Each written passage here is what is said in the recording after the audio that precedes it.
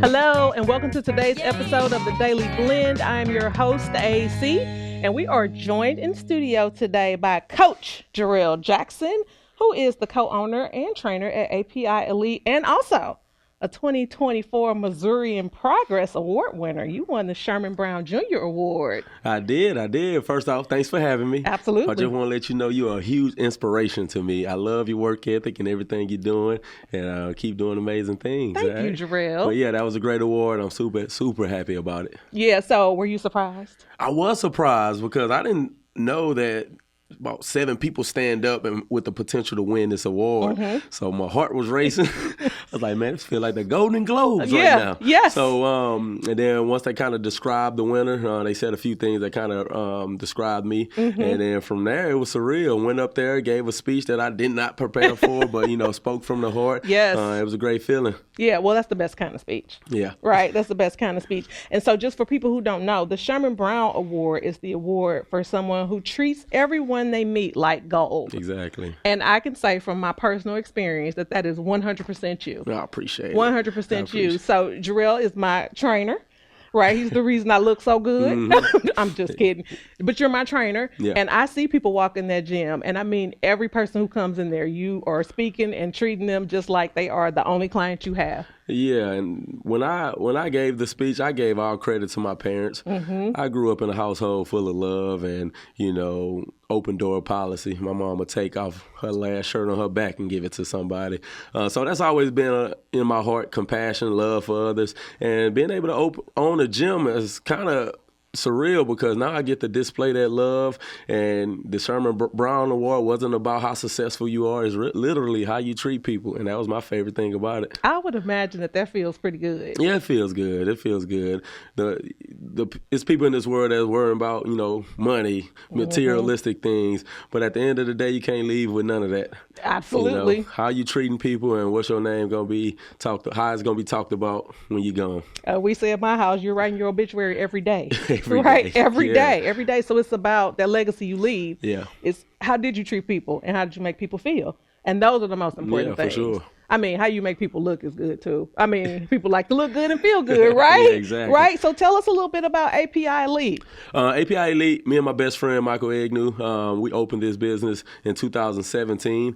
Just a little background, me and him played football together at Mizzou, ended up going to the NFL. He had a stint with the Miami Dolphins and a few teams. I was with the Kansas City Chiefs and a few teams. And just so happened our careers kind of ended around the same time. So it kind of sparked a thought in our head to open a gym, It started with training athletes, then it went to group fitness. Next thing you know, it slowly started increasing, and now you see what we have now. And we got a great business. I think the brand is strong right now, and I'm loving what I'm doing. Yeah, now I see a lot of young people in your gym. Yeah. And when I say young people, I'm talking about little kids, like middle school. What's that? What's happening there?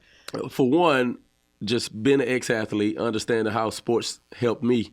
We work with athletes from 5 years old all the way to the professional setting. And we just trying to get these kids the opportunity that, I didn't have. I wish I had a gym that can train me to give me all the tips and things that needs to be great. But we giving these kids not only just the physical side, but the mental side. So they go into these workouts and they're getting better physically, but we also working on detail, discipline. Can you listen? And then from there we got the fitness side. So that can range also, from ages. So I just finished working with a 70-year-old client, as young as, high school. So it's a different range of individuals in there. And it's been fun. It's been fun, and it makes me, as a coach, got to be diverse on how I talk, how I teach. I'm hard on some people. I got to kind of be a little easy on some people. Modifications here, but I'm really pushing you over here. So it's a challenge, but it's fun. Yeah, it really is. And I get to see some of that, like the way you talk to different people, like the way you talk to me and my workout partner, Rocky Alden. Shout out to Rocky. Yeah, Rocky. May not be the way you talk to, a young man who's in there to play football. Yeah, exactly. Right. It's a little different. And some coaches cannot make that transition. Yeah. But you do it pretty seamlessly. Yeah, you got to. Everybody's motivation is a little different, right? You can't have somebody just pushing their body till they about to puke, thinking that person's going to stay with you the whole time. You know, you got to find that perfect workout that fits everybody's motivation, because when it comes to my adult clientele, longevity is the most important thing. Yeah. I'm sorry, but I ain't trying to get you in a bikini about a spring break. Right.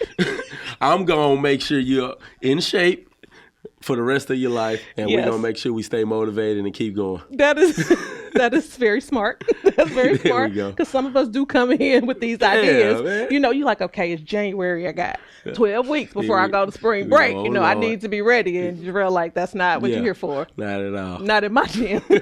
Not in my gym. We're going to do it the right way. Right. Now, you said something really important. I want to go back to that real quick. You said teaching kids how to listen. How important is it that young kids who want to play athletics, you got to be able to listen, right? Yeah, you got to be able to listen. For one, there's so much knowledge in this world, right? And your parents, your coaches, your teachers, they've been where you've been, right? And I think that's one thing that separated me from a lot of athletes. When I was a kid, my school, we wasn't the best team in the district. We weren't the worst team in the district. Meaning the culture, we had a lot of kids not showing up to workouts.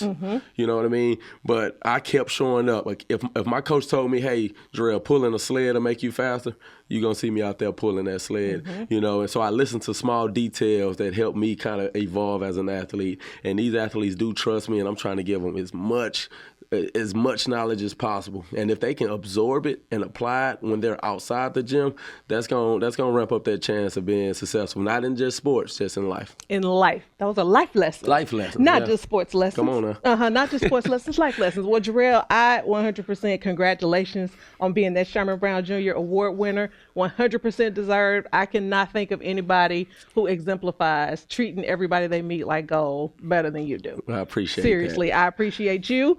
And I'm going to see you in the gym this week and next week and the week after that, because this is about longevity. It's about longevity, all right? It's not about that spring break bikini. Okay, although that's nice too.